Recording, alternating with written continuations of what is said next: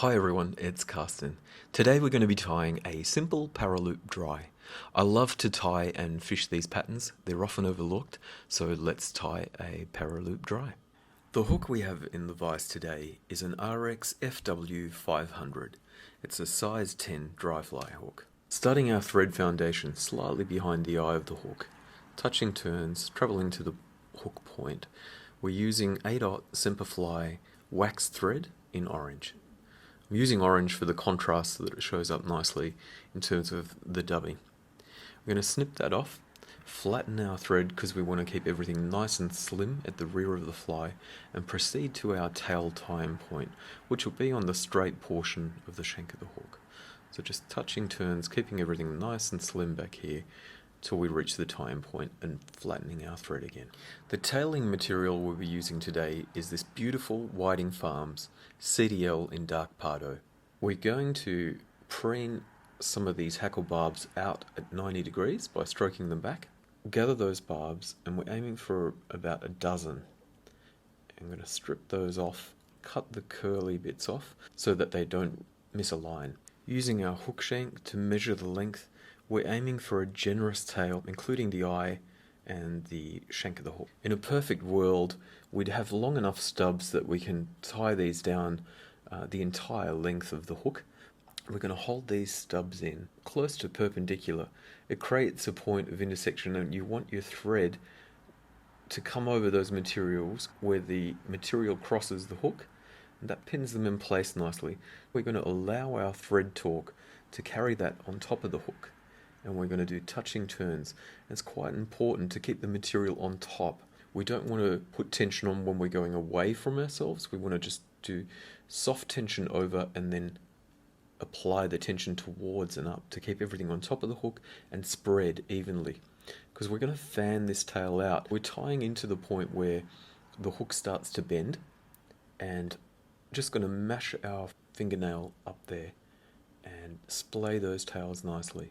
What we're going to do is we're going to do a single turn behind, and again we're going to use our fingernail putting tension on the thread, pulling forward, and also pushing that last thread rat up into those tails, and you can see that they've splayed nicely. Now I'm going to cut forward in front of our thread because I don't want to create bulk back there, and we're just going to bind this to the top of the hook.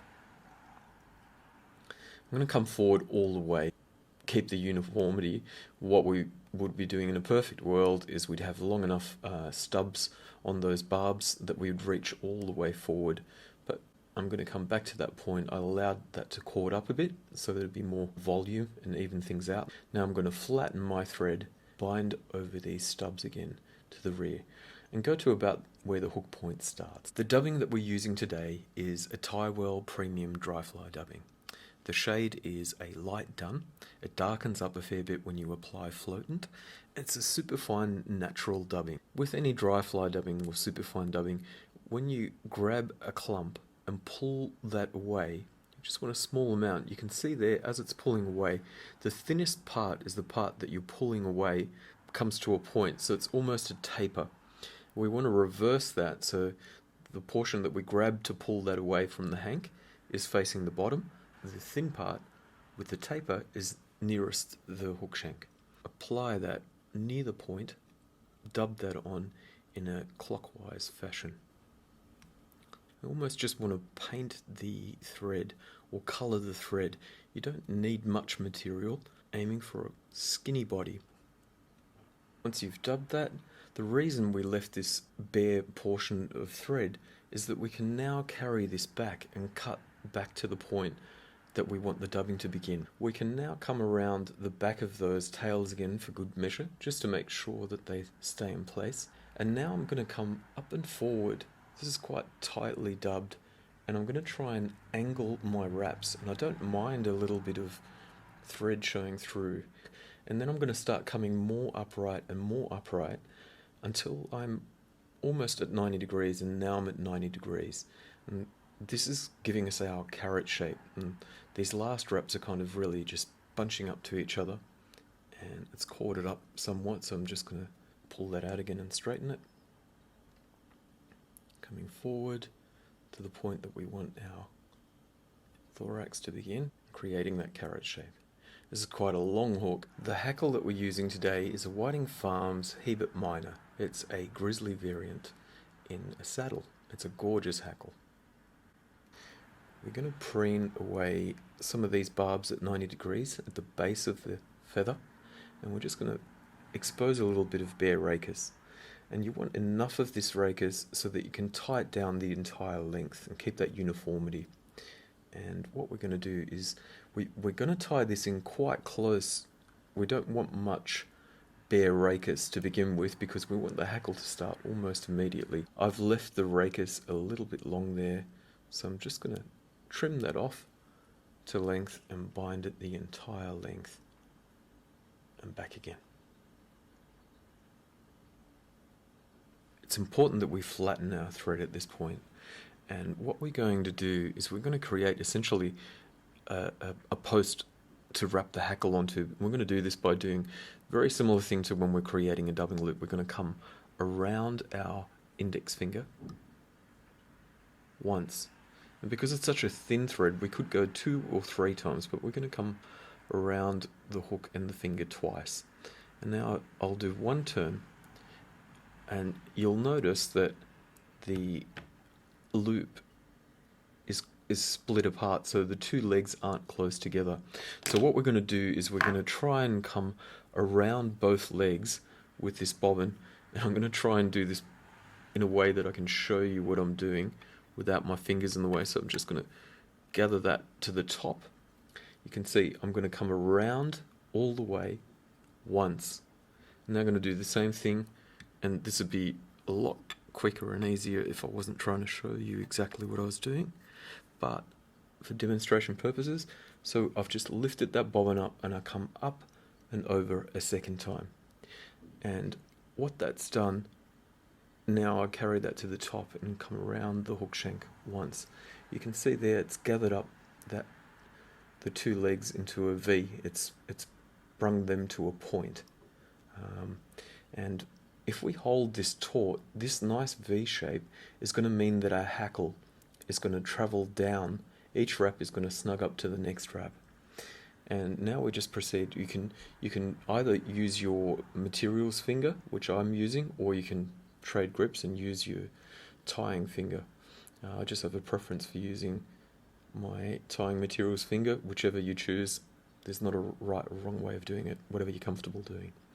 So now we're just going to pick up the hackle, and we're going to do our first turn, not too tightly, just snug, just enough, because this is quite a thin post.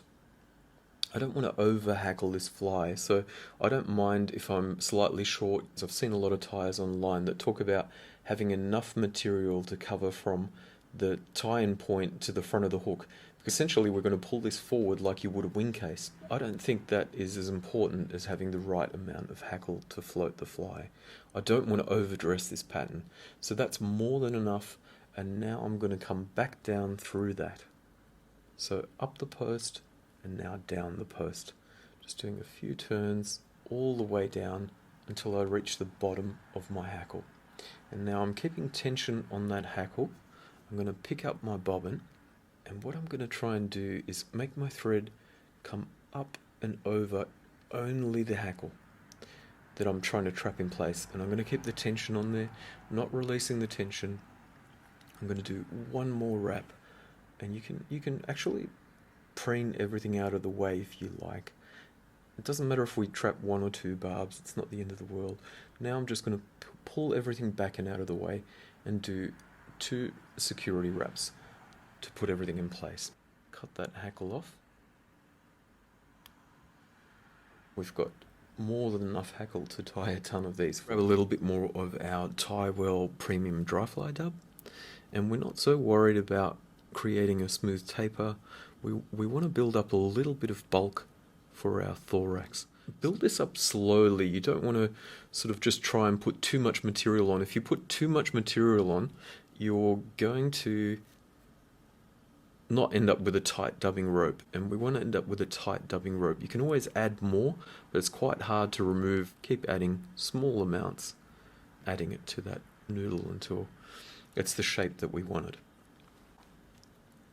Now we're just going to preen all our barbs back, And what we want to do is I want to build this up in layers. So I'm going to come forward, I'm going to come back all the way into that tying point so that we hide that thread, build up a taper that you're happy with, make it quite bulbous and generous, coming forward. And I want to tie this down onto a thread base rather than bare hook shank. So we're going to be tying this down. I'm parking my thread forward, I'm going to flatten my thread again. I'm going to grab that thread and we're going to split our hackle back.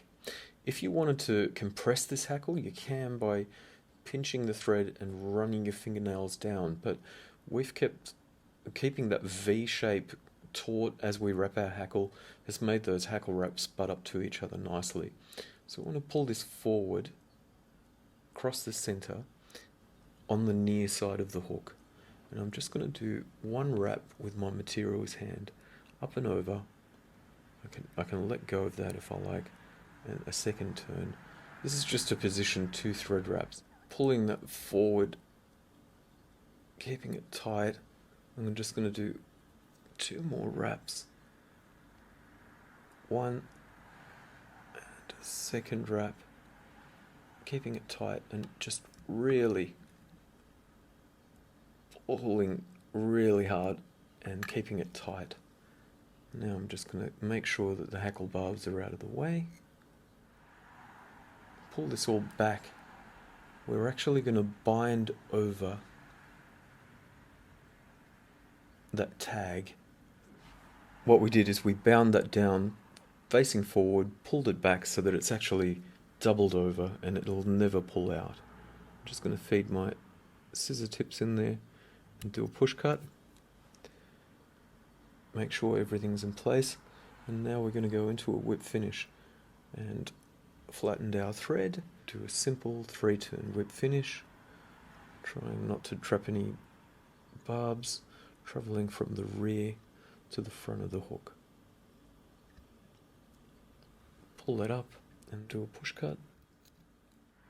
There we have it, a simple Paraloop dry. Beautiful fly to tie and fish. Keep it nice and sparse. You can see it creates a wonderful footprint from underneath. Yeah, certainly don't over hackle these dries. Do yourself a favour and tie them quite sparsely. They're far more effective. I hope you enjoyed that. If you did, please subscribe. Make sure you click on the bell so that you're notified when there's new content available. Thanks for watching.